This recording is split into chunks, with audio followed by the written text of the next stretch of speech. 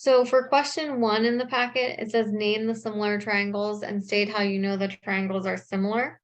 Make certain to line up the corresponding parts when naming. Okay. So if I look at this first triangle, EFD, I have an angle of 36.87 and I have another angle of 53.13. So I want to find a triangle that's similar. So I want to find a triangle that has the same angle measurements.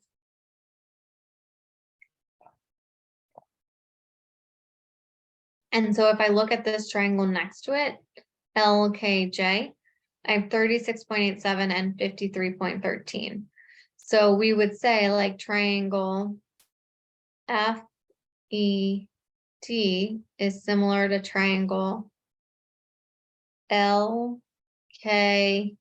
And again, I'm matching up the congruent angles in my statement by, and this is angle, because I'm given 2 angle measurements in each of the triangles that match. So then I'm looking at my figures and I see this figure gives me side lengths, an 8, a 10, and a 6. And if I look on my other triangles, these give 2 sides and an angle, 2 sides and an angle. This one gives 3 side lengths. So these are most likely the 2 triangles that are similar, but I do have to check the ratios. So I need to check that when I divide the sides, they all equal the same number. So I, again, find the small, medium, large. I want to identify that on each triangle. So I'm going to find the smallest number. 8 is the medium, 10 is the large. And I'm going to divide the small side of the one triangle by the small of the other. And then the medium by the medium.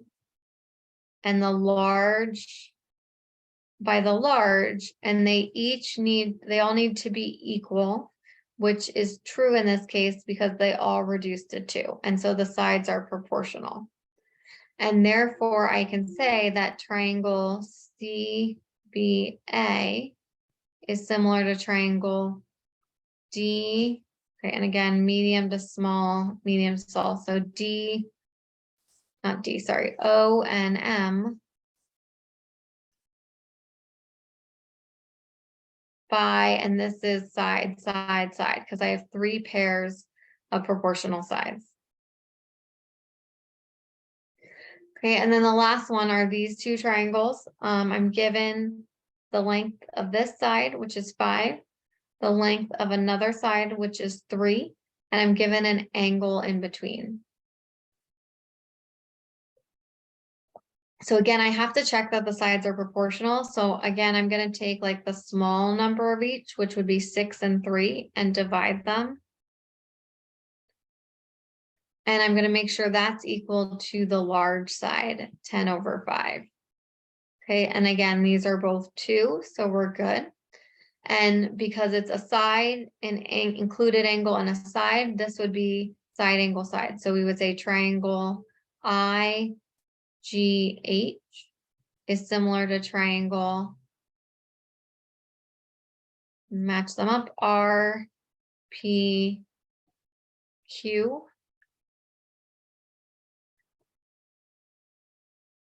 by side, angle, side. And then that's an example of each of the theorems. Okay, so we can use the idea of similar triangles to find missing sides. So the first thing you have to do is prove the triangles are similar using one of these 3 ways. And then after you prove the triangles are similar, you can find the missing sides X and Y by using proportions. But you first have to prove the triangles are similar, unless they say these 2 triangles are similar. So they said in this figure, segment AB, okay, so this one is parallel to segment CD. So parallel again means I'm going to put the arrows on. So they're not equal, they're parallel. And I have the side 6 here. I have a side 3. I have a 24 and a 20, and then an X and a Y. Okay. So I know because 6 and 24 are on the two parallel sides, those are corresponding sides. But right now I can't tell if 3 goes with X or 3 goes with 20 until I like start putting in some markings based on the parallel lines. So other things I know is that these two intersecting lines create these two angles, which are vertical angles, and so they're equal. And so I know that this angle is equal to this angle. Okay, so I do know that. And I also know, because the lines are parallel, that this angle here, angle B, is going to be equal to angle C because they're alternate interior. So it again looks like I have these two parallel lines, the transversal that cuts through them. And I have this angle and this angle here, and those are congruent because they're alternate interior. Okay, and so I need to do 2 marks to indicate that they're different than the vertical angles. So those angles are congruent. And that's technically enough information. I also know that angle D is congruent to angle A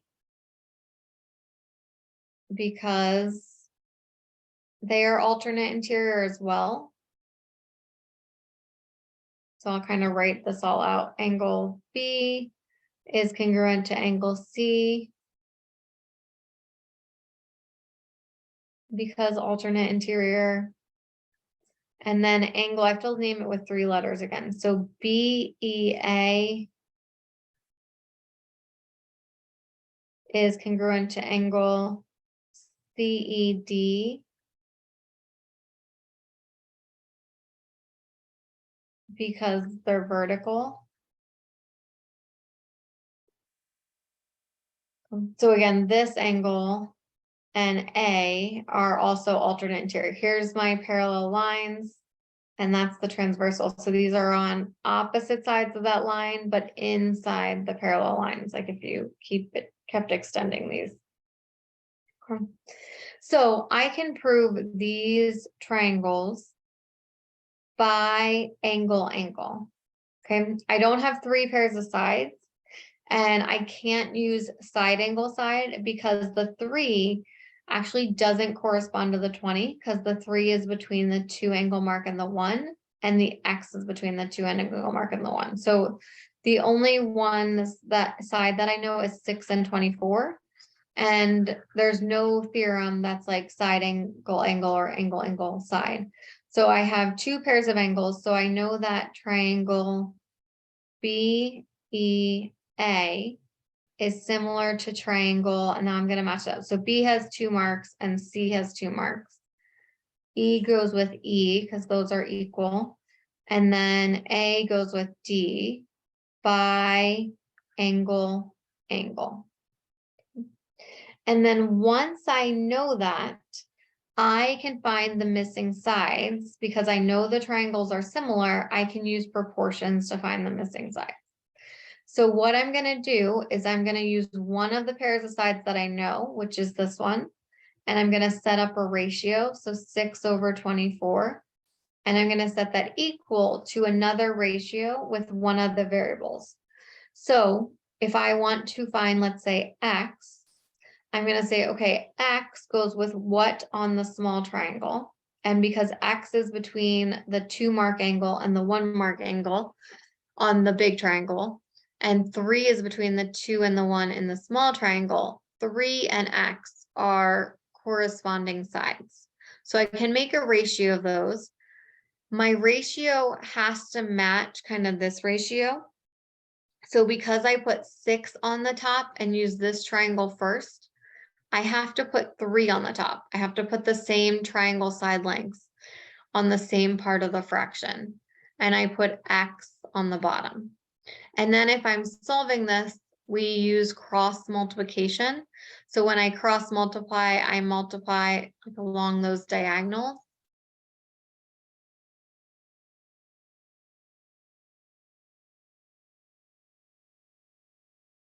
So I multiply 6 times X. And that's gonna equal 24 times 3. When I solve our proportion, I set the two cross products equal to each other. And so I get 6x equals, and then I do 24 times 3.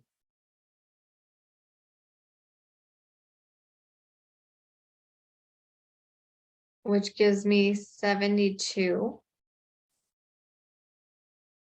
And then I solve this equation. So when I'm solving this, I divide both sides by 6. And 72 divided by 6, I get x is 12.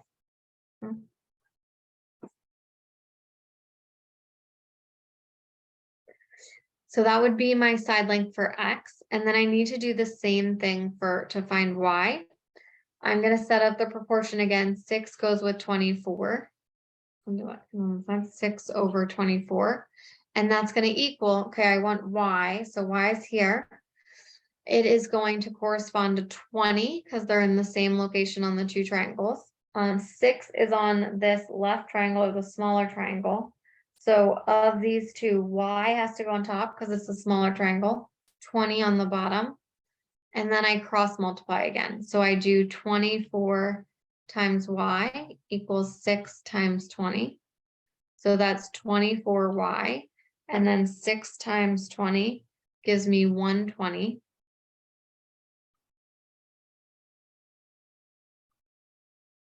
And then I divide by 24.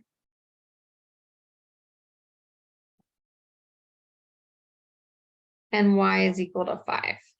And so those are my missing sides. So that's how we do a problem like this. We've explained why the triangles are similar, and then we set up proportions to solve for the missing sides.